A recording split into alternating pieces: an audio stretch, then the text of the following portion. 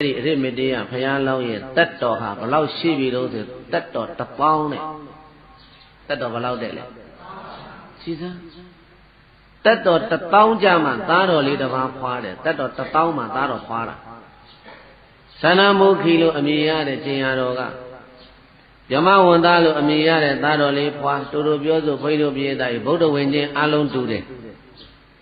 အလုံးတူတယ်ဆိုတာဘုန်းကြီးတို့ဘုရားလောင်းတော်တောထွက်တယ်ဥယျာဉ်ကစားထွက်တယ်ဥယျာဉ်ကစားထွက်တဲ့အခါကျတော့ဗြဟ္မာကြီးတွေကဖန်ဆင်းပြလို့ရှေ့ဥစွာလူအိုကိုမြင်တယ်ဘာကိုမြင်လဲလူအိုကိုမြင်တဲ့အခါကျတော့အဲ့ဒီမှာဟာဒါပါလေလူအိုကြီးငါလည်းတနေ့ဒီလိုအိုမာလားအိုမာဘောမင်းသားရဲ့သူကြည့်ရတာတုံတုံချီချီနဲ့အတန်တွေလည်းပြောင်းရုပ်တွေလည်းပြောင်းတောင်မွေးလည်းဆွဲခါကုန်းပြီးတော့သွားနေတာအဲ့ဒါပါလေလူအိုအဲ့ဒီလိုငါလည်းဖြစ်မလားရှင်မင်းသားလည်းတနေ့ဖြစ်လိမ့်မယ်လို့အဲ့ဒီလိုပြောတော့လူအိုမြင်လို့တန်ဝေကရနောက်တခါဥယျာဉ်ကစားထွက်လူနာမြင်အမလေးပါလေးနဲ့အော်ဟိညညူလူသားတွေတွေ့တဲ့အခါကျတော့ဒါပါလေလူနာလို့ခေါ်ပါတယ်ငါလည်းတနေ့ဒီလိုနာမလားနာလိမ့်မယ်မင်းသားဆိုတော့အဲ့ဒီမှာတန်ဝေကရနောက်တခါပြေတတ်တဲ့လူသေးကိုမြင်ပုတ်ဝပြီးတော့လက်ဓာတ်တွေကြီးတွေထိုးစိမ့်နေတဲ့လူသေးကြီးကိုမြင်တဲ့အခါကျတော့တနေ့ငါလည်းဒီလိုသေးရမှလားသေမပေါ့အရှင်းသားလို့အဲ့ဒီလိုပြောလူသေးကိုမြင်လို့တန်ဝေကရနမိတ်ကြီး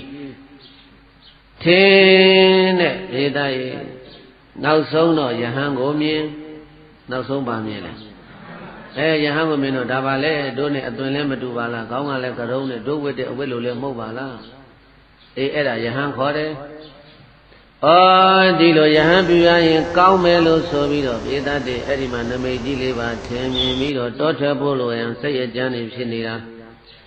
အဲ့ဒီလိုစိတ်အကြမ်းတွေကိုဖြစ်နေတာကိုသင်္ခစัจ जा မင်းကြီးကသိတော့84,000တော့ကာထေတည်းမြို့သူမြို့သားတွေချမ်းရမ်းပြီးတော့ပန်းနန္တာတွေလက်ဆွဲပြီးတော့ဝင်းရံဖြော်ပြပြီးတော့